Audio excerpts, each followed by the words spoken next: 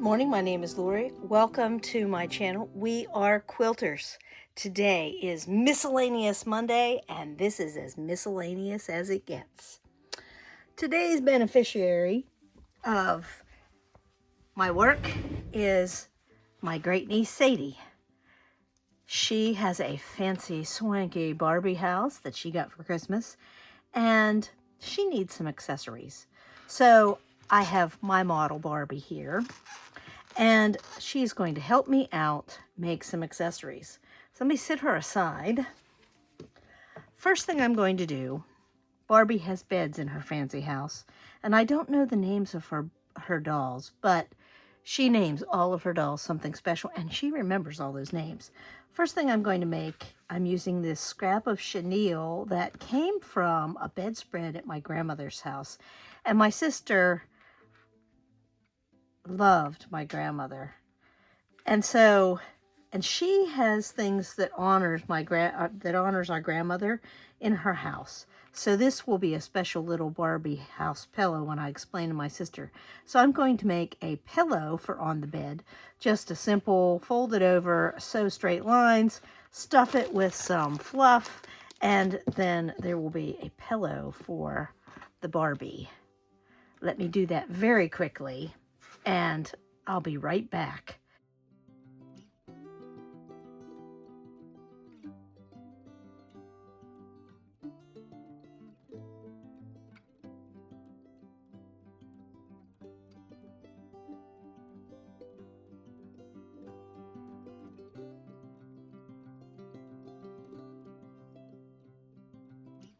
Now let's talk about the quilt that goes with that pillow. It's not going to match. I don't care.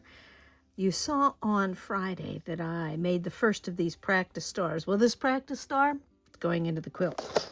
And then I made a couple more. This one is a little better. This one is a little better too. I think this one, the last one, is as perfect as it gets. So we will be making some of these later on for the next Sherlock Holmes, if you want. If not, there's an alternate. But this was so quick and easy, and look how cute that is. And straight, much straighter than this practice one. Oversize is better, and then you can always trim down. So I'm going to start with these three blocks. And then I'm going to work my way down and out. And I'm using, these are practice. This is scrap. And I have cut this, I know some of you are going to shudder. This is 3/4 of an inch because I only want it to show 1/4 of an inch. I want it to be fancy and more appropriate for doll size. So my quilt is only going to be this wide because the beds in the Barbie house, let me show you, compared to a tissue box, my sister sent me this picture, the beds are only this wide. So this will be plenty wide. And then for the rest of the quilt, I plan on using these cutoffs from any time I have made strips and cut units. So they will be rectangular, and I'm just going to sew them together in rows. And whatever I get, they're not all uniform. I'm thinking Barbie dolls don't care. So the whole rest of this will be scraps sewn together with just a little bit showing. And I didn't keep anything that was under 3/4 of an inch, I don't think. So I've got scraps from all kinds of things that were strip units, mostly the weather quilt. But I will sew these together, and I will share what a row looks like and what this row looks like that is determining the width of my quilt. So let's get to making a Barbie quilt.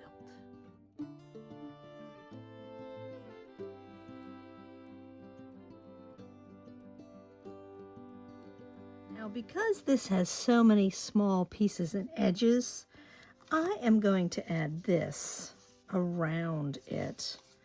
And I'm going to try to use the blue parts as best I can so that there's no chance that it comes apart. So it will make it a little bit wider, but it will also frame it out nicely.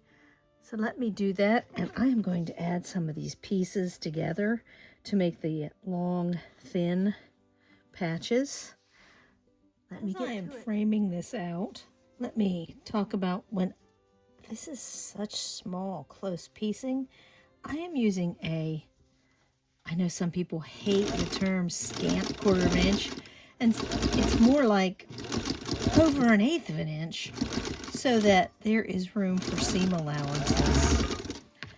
And I have slowly, well, not even so slowly, but I'm getting my first row of pieces together, and you can see they're not uniform, and I'm pretty sure Barbie won't care. And by the time I put this together, well, those two might be too much together. Let me see what I've got here. Let me put a couple more pieces together. I'm thinking about putting a row above, so it's not the top edge. So let me sew some end-to-end pieces together. This is design as you go. They're not uniform pieces because Barbie won't care. She'll just be thrilled to have a quilt. And you see, I didn't even trim these off because this does not have to be super, it's not a big block. And you can see how, look how that frames that out. And you'll be able to see just a little bit of it when I add the other pieces. Let me take this over to the iron, and I will be back in a minute to share some more of the pieces with you.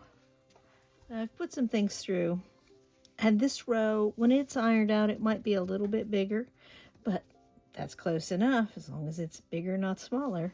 And the top row, it is too big, but I think I want to just pull that red piece off of there. And if I need some extra pieces, I have a little pile of things about that size over in the scraps, too small. So let me press these, and I'll be right back to add some more. I am back from pressing. So I know that I'm going to have to trim, and I know that whatever this thinnest piece is here is how thin this is going to be up top, but I'm okay with that. It's a Barbie quilt, and if I look, we're halfway done. She is going to have a nice size coverlet, and I am halfway done. Let me get these sewn on.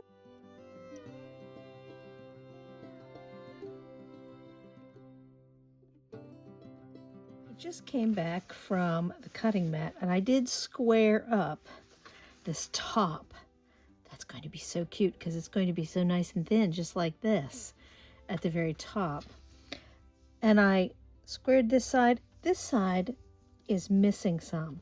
So I am going to use this extra piece that has flowers, and I'm just going to sew it right there, kind of cockeyed. But so when I square it up again, that it will have a square side. Maybe, well, no, I'm just going to do, it's right here's the problem. So I know this isn't precise, but I need it to be square enough it doesn't look like I just threw it together. So let me add this piece on here. And I think I'm going to square it up before I continue. So I have added that piece, and that squares it up. So now I have the next row ready. And I noticed that, those two are going to touch. Same color. So I have the chance to flip it over, and I see that it sticks out a little bit on each side, so that will be perfect for squaring it up. Let me get this piece out. See, as I pull Barbie over here, that one will not quite be long enough because there'll be some seam allowances turned under, and two is going to be way long. So I think the next row is going to be turned the other way. And look at these cute little 4 patches. These were pieces from another quilt. So I know that it only took 2 sets here. So I'm going to do some picking and choosing and pull 2 sets up to make the next row, just so it has more visual interest, and then it won't be overly long. Like I was telling you earlier, when you trim out a row, you can see this piece is bigger. I have to trim it down to the smallest piece. So I'm going to straighten these before I sew them on, and I'm also going to straighten this edge a little bit. It looks pretty good, but I can see it just a little bit. And since I'm doing scant seams, it's better just to straighten it up. What am I going to do, waste 3 threads? Well, when I trimmed this one down, it came out to 1.5 wide, but it's a little bit short. It's not a whole piece short. So since it's 1.5 and I have extra pieces that are 1.5 inch squares, I'm just going to add it to that end, and then we'll square it up again after we add that piece. In retrospect, I probably should have been straightening the edges at the bottom every time so that it was easier. So this extends past. This is my next row. And you know, when we're dealing with a big quilt, we usually add pieces and then add the bigger pieces. So that is what I am going to do for this little section. And then I have some extras that I'm just going to sew together and have ready for the next Barbie quilt.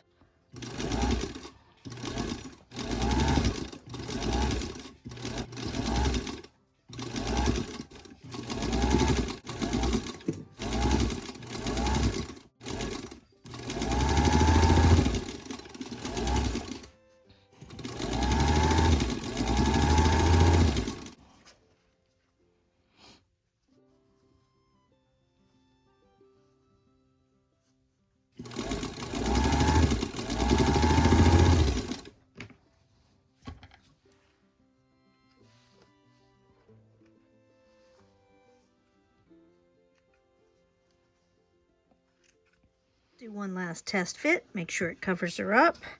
It does, and lots of pieces. Now for the backing. I have this fantastic scrap of flannel that came from the bag the flannel sheets came in.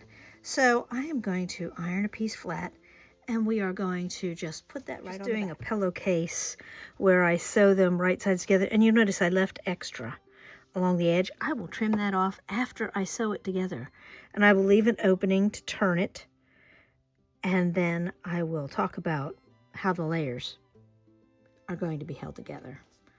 Let me sew around this. I'll be right back. Not only did I lose the bobbin race, I lost the whole bobbin competition. I had to line some bobbins for the upcoming week.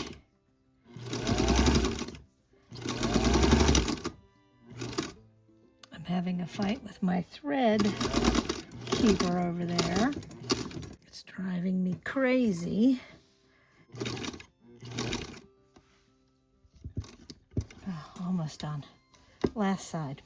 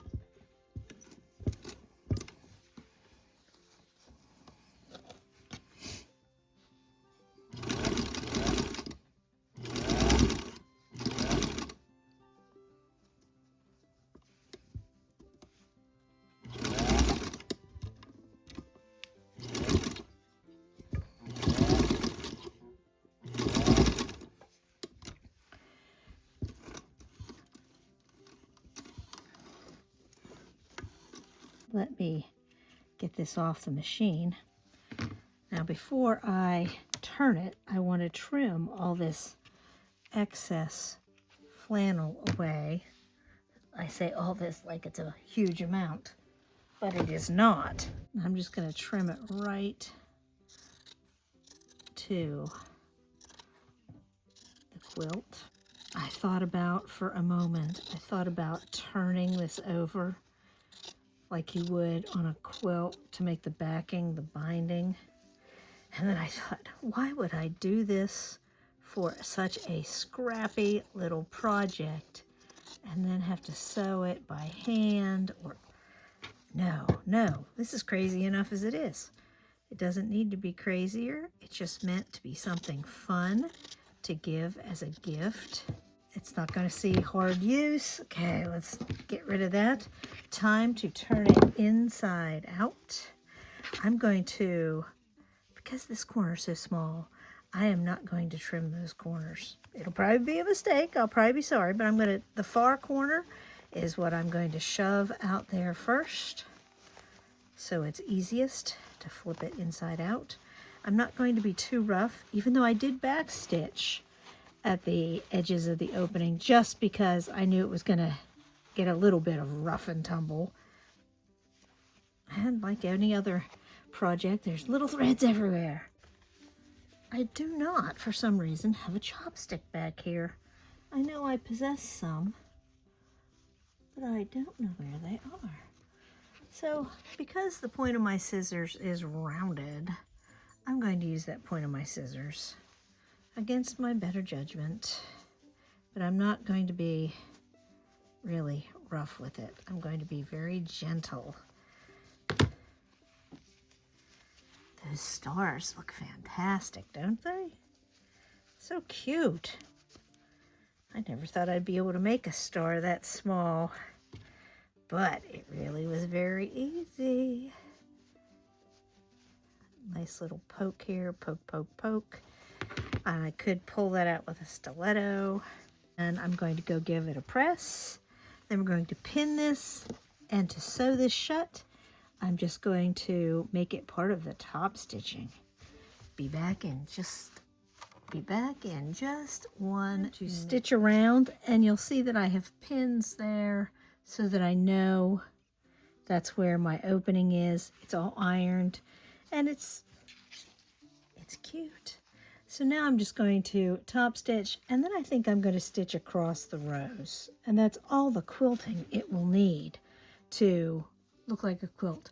I have my machine set on the biggest stitch or close to it so that it doesn't get bound up or take too much effort to keep it straight.